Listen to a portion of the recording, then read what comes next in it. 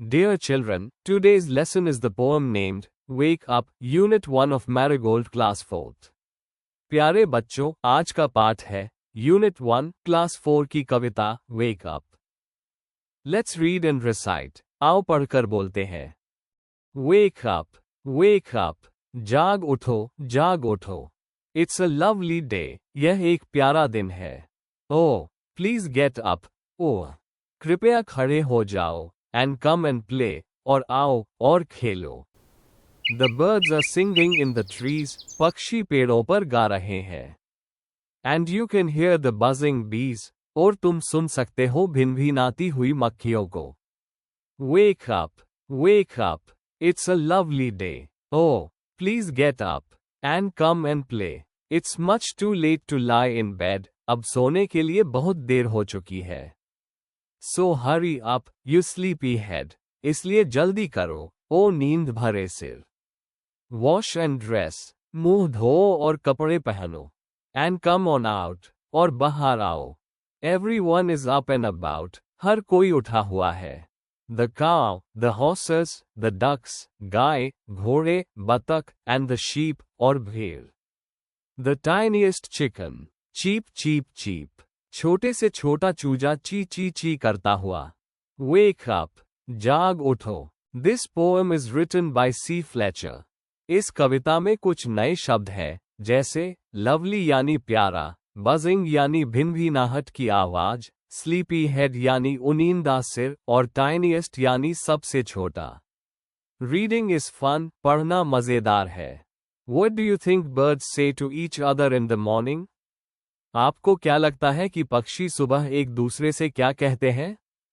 I think that the birds say good morning to each other in the morning. मुझे लगता है पक्षी सुबह एक दूसरे को गुड मॉर्निंग कहते हैं. Who are already awake? पहले से कौन जागे हुए हैं? Birds, bees, cows, horses, duck, sheep and chickens are already awake.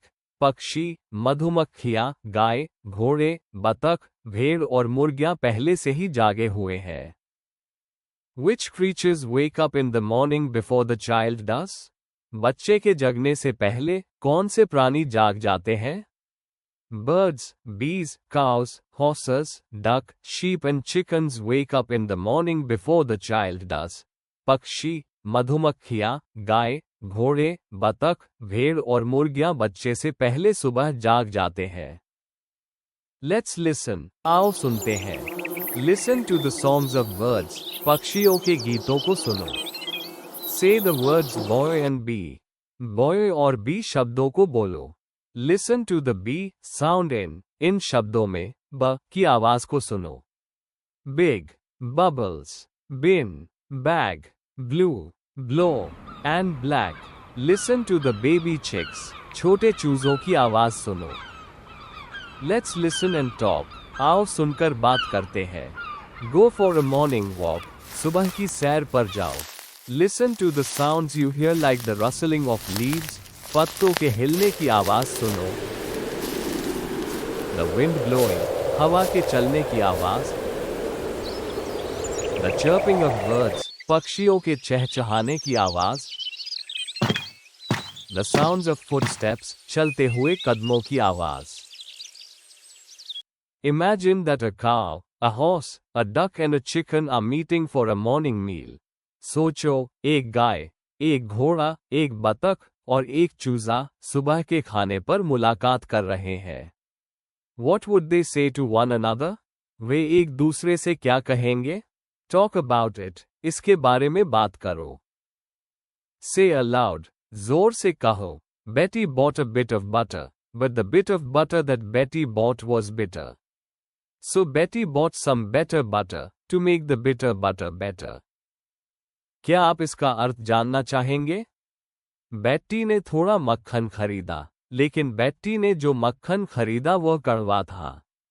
इसलिए बेट्टी ने कड़वे मक्खन को बेहतर बनाने के लिए कुछ बेहतर मक्खन खरीदा. Let's write. आओ लिखते हैं. Connect the pairs of sentences below using and, or, but. नीचे दिए गए वाक्यों के जोड़े को और या लेकिन का उपयोग करके जोड़ो. It is time to get up for school.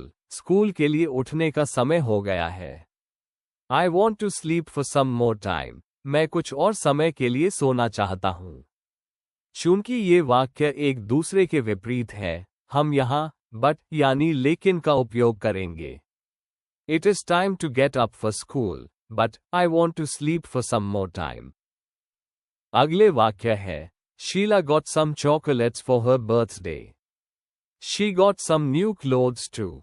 Sheila को अपने जन्मदिन पर चॉकलेट्स मिली. उसे कुछ नए कपड़े भी मिले. ये वाक्य एक दूसरे के विरोधी नहीं है, इसलिए हम उन्हें एक दूसरे से जोड़ने के लिए and यानी और शब्द का प्रयोग करेंगे. Sheila got some chocolates for her birthday, and she got some new clothes too. Everyone has gone to sleep. I want to read my book. सब सो गए हैं. मैं अपनी किताब पढ़ना चाहता हूँ. वो कहता है, हर कोई सो गया है, लेकिन मैं सोना नहीं चाहता. मैं अपनी किताब पढ़ना चाहता हूँ. इसलिए यहाँ but का उपयोग किया जाएगा. Everyone has gone to sleep, but I want to read my book. Raju plays cricket. He also plays hockey. यहाँ दूसरे वाक्य में also यानी भी शब्द का उपयोग किया गया है. ये दर्शाता है कि दोनों वाक्य एक दूसरे के विपरीत नहीं है, इसलिए हमें यहाँ and शब्द का उपयोग करना होगा. Raju plays cricket and he also plays hockey. अब आइए कुछ कंपैरेटिव और सुपरलेटिव डिग्रीज का अध्ययन करते हैं. टाइनी, टाइनियर, टाइनिएस्ट, छोटा और छोटा, सबसे छोटा. बिग, बिगर, बिगेस्ट, बड़ा, उससे भी बड़ा, सबसे बड़ा. Sleepy, sleepier, sleepiest. Lovely, lovelier, loveliest. Late, later, latest. Round, rounder, roundest. Small, smaller, smallest. Good, better, best. Today's lesson ends here. Next lesson is a story. आज का पाठ यहीं समाप्त होता है. अगला पाठ है एक कहानी. Neha's alarm clock.